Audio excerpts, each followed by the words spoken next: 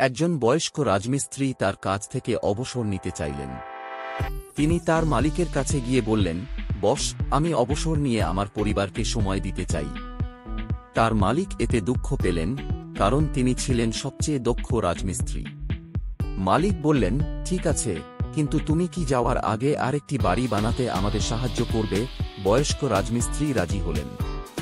কিন্তু কাজ শুরু করার পর দেখা গেল তার মন সেখানে ছিল না। তিনি সবসময় অবসরের কথা ভাবতেন। তাই এই কাজটাই তার সবচেয়ে খারাপ কাজ হয়ে গেল।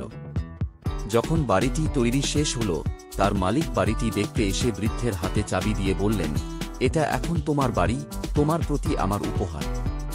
এই কথা শুনে বৃদ্ধ আফসোস করে ভাবলেন, হায়, যদি আমি জানতাম যে আমি নিজের বাড়ি বানাচ্ছি, তাহলে এটি আমার জীবনে করা সবচেয়ে ভালো কাজ হতো।